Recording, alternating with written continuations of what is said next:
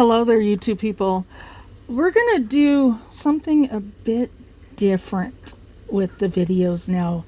Just because yesterday I had a 90-minute video that I was uploading going through my flowers, and I experienced a little blip in my internet service and wound up losing the entire 3 hours that I had uploaded, and I was so hacked about that. So I just said, you know what, we're not doing this anymore because I don't know if it's any fun anyhow.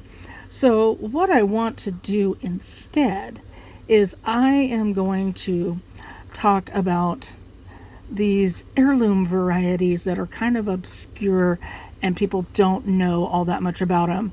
So I'm investigating them, finding out what I can, and then I'm going to share that information with you and learning about some really cool tomato people along the way. So I think that will be a lot of fun. I ordered this variety from a site. It's Tomatu, Tomatu, Seta, Seta. So www.tomatuseta.lv. Coincidentally, the person that owns this site, his name is Valdis Poulins.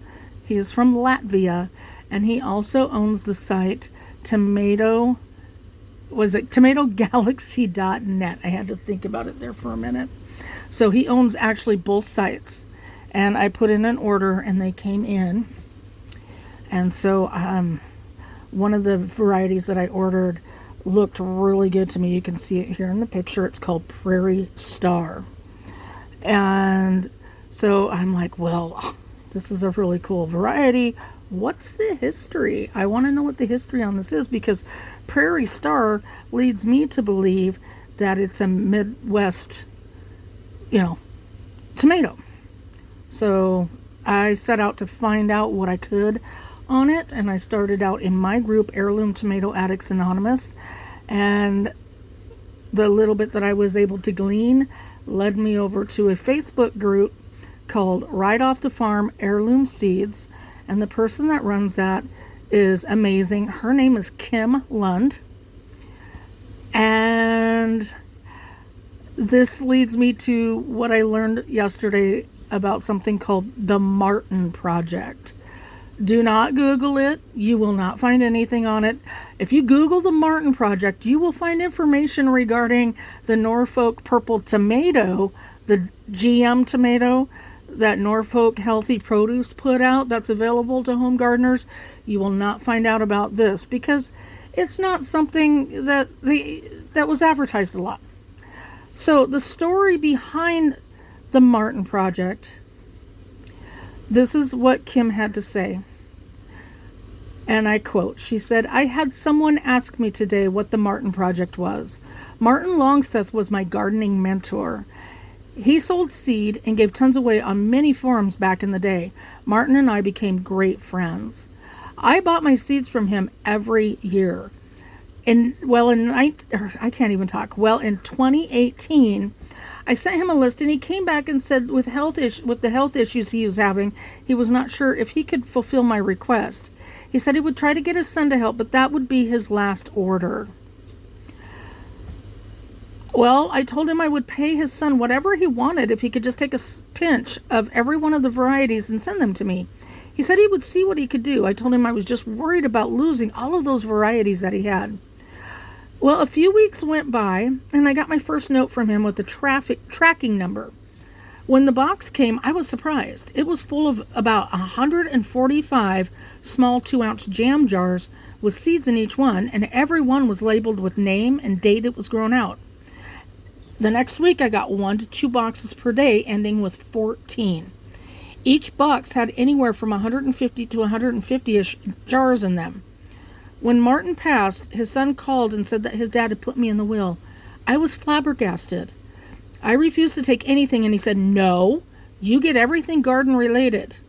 Let's not go into what all was said. I just bawled. That year at Christmas time, this huge 160-pound box showed up, and it was full to the brim with all sorts of seeds. About 70 pounds of that was just bean seeds, topped with coin envelopes full of seeds. I ended up getting 4 of those that week with anywhere from 90 to 140 pounds of seeds. So how we came up with the name, I had a friend who wanted to help grow them, and he actually named the project so he could keep track of what seeds he got from me for the grow out. Thus the name, the Martin Project. So we're still trying hard to get as many as we can each year grown out, which, as you can see, is a feat in itself. Not all of those were different ones. He had grown out all the ones in the jars, but some were ones he had never had time to grow out. As a matter of fact, I just today was going through all of the tomato seeds to pick out what to grow for 2026 and decided to get that mess straightened up. And going through, I found one of his projects he was working on.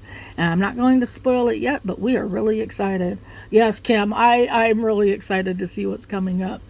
So that is the story behind the Martin Project. And the friend that's helping her grow those out, his name is Terry Lambert. Terry is an administrator in my group, Heirloom Tomato Addicts Anonymous. And this guy, I don't know, as there are many truly kind and good people walking the planet like Terry Lambert. He doesn't have a mean bone in his body, and he would give you the shirt off of his back. And I couldn't think of a better partner for Kim to have in this in the Martin Project. So, what is it about this right here, Prairie Star? I love the looks of it. As I've said time and time and time again, the bicolors are my favorite tomatoes. I just think that they're absolutely stunning to look at. I think they're so pretty. When they're growing on the vine, they're beautiful to look at. If I have to pull them while they're still a bit green and bring them inside, I love to just set them up on the cutting board and watch them turn their different shades. And, are there better tasting tomatoes? Possibly. But are there prettier tomatoes? In my mind, no, not so much. I mean, they're beautiful. So, what I have found out about the Prairie Star now, I have read conflicting stories on this, that it is a potato leaf or that it is a regular leaf. And honestly, I don't know, so this is going to be a surprise. It is an indeterminate, of course. It's a bicolor, and it's a mid to late season. And this was a variety that was developed by Martin Longseth. So this is a tomato that is part of the Martin Project. It is a large yellow with a pink star, and you can see it on the back of this right here, or on the bottom, of that one there. And it's a large fruit. It grows up to 1.25 pounds and has a good shelf life. The origin was thought to be a mutant of a BKX, okay, for those that don't really know that much about tomatoes, most of us have heard of a black creme. It is an heirloom variety. It was actually my favorite until this year. BKX is a black creme potato leaf, because black creme, the normal one, is a regular leaf. So a BKX is a black creme potato leaf. As it was found in a patch of them. So origin thought to be a mutant of BKX, as it was found in a patch of them. Martin named it Prairie Star after the Star newspaper of Sun Prairie, Wisconsin, which is where he lived, because the editor of that paper was a good friend of his. And before releasing his collection to Kim Lund, Prairie Star was the only variety that he held on to so that he could grow it again. So I just think that it is incredible that this tomato right here went full circle around the world, basically, from Wisconsin to Latvia. And then just to find out that one of my friends on Facebook was holding the information about this the entire time, and I had no idea. And that, to me, is why I love to grow heirloom tomatoes, is because these stories right here, we just save these varieties and make sure that they're out there and people are growing them and they're not going extinct. This is why we grow heirloom tomatoes. So with that, make sure that you give me a thumbs up. If you're not subscribed, get subscribed, because there's going to be more of this. I don't know if I'm going to find any more projects. I mean, there's a couple out there that I certainly could talk about for sure. This tomato will be on my grow list for this year. And with that, stay tuned for the next one. Cheers.